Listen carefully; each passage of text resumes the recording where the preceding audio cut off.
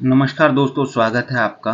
आज हम हमारे सेशन को बहुत ज़्यादा महत्वपूर्ण बनाने वाले हैं और आज हम करंट में जितनी भी संस्थाएं हमारी रही है पिछले 1 वर्ष में, हम उन सब के बारे में विस्तार पूर्वक अध्ययन करने वाले हैं। और विस्तार पूर्वक अध्ययन के साथ-साथ हम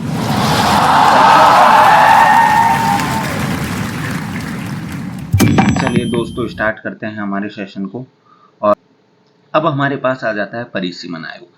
परिसीमन आयोग भी हमारे लिए महत्वपूर्ण है और ये हमारे संविधान के निर्माण के बाद से लगातार चर्चा में भी रहा है। तो मैं आपको इसके लिए जो अपना हिस्ट्री के अंदर टॉपिक्स है उसको मैं आपको टेलीग्राम पर प्रोवाइड करवा दूंगा, आप वहां से देख लीजिएगा परिसीमन आयोग के बारे में। मैं आपको यहाँ करंट बेस और जो सबसे महत्वपूर्ण टॉपिक्स हैं माइंड मैप के माध्यम से वो समझाने वाले हूँ।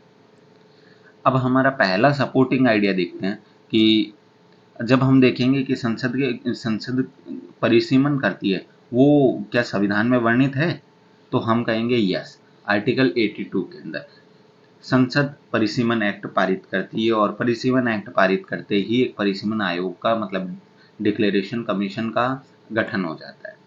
जब हम डिक्लेरेशन कमीशन की बात करें तो प्रत्येक जो एवरी जनगणना है उसके बाद लोकसभा और स्टेट लेजिस्लेचर के निर्वाचन क्षेत्रों की संख्या तथा निर्वाचन क्षेत्रों की सीमाओं को जो निर्धारित करने या डिलिमिटेशन करने के लिए जो कार्य करती है वो करता है हमारा परिसीमन आयोग, डिलिमिटेशन कमीशन।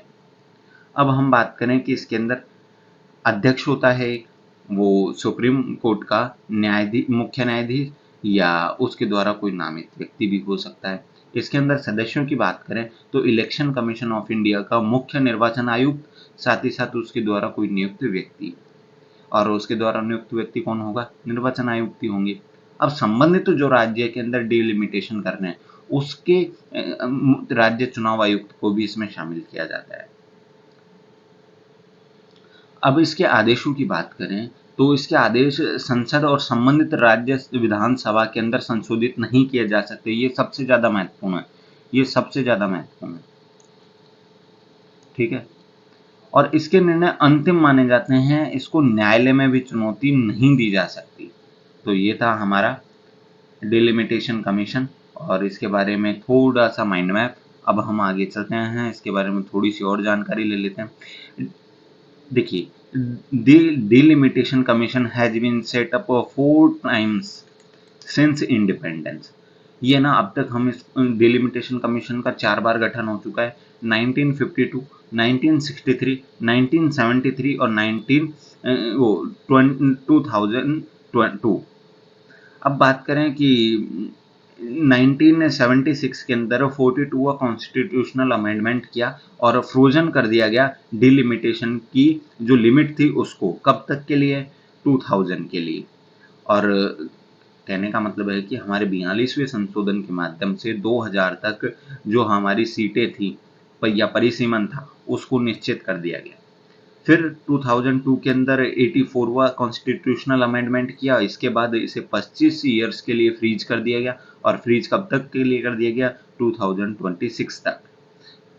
तो ये था, आपको 2 चीजें याद रखनी थी, सॉरी 3 चीजें याद रखनी थी। पहला तो 4 कितने टाइम्स बार?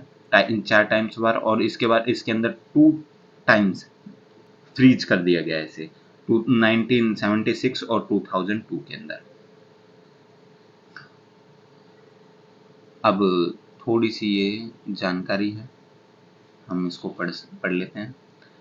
परिसीमन आयोग एक विधायी निकाय है जो किसी देश में विधायिका के निकाय वाले क्षेत्रों को या तो परिवर्तन करता है या उसकी समय सीमा या उसकी क्षेत्र की जो सीमा है उसको तय करता है।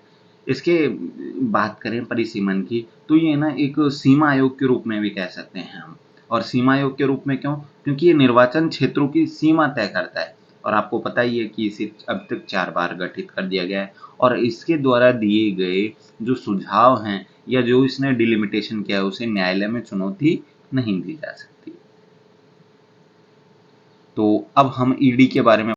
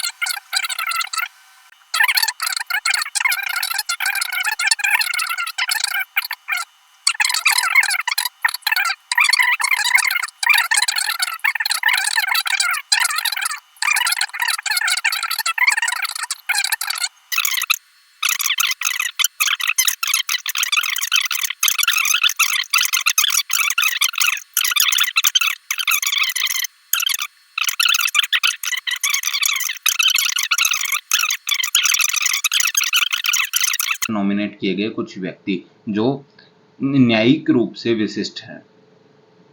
President based on recommendation of the members of panel, ठीक, एज पर Lokpal act 2013 department of personnel and training needs, ठीक है, आपको पता ही है कि ये किसके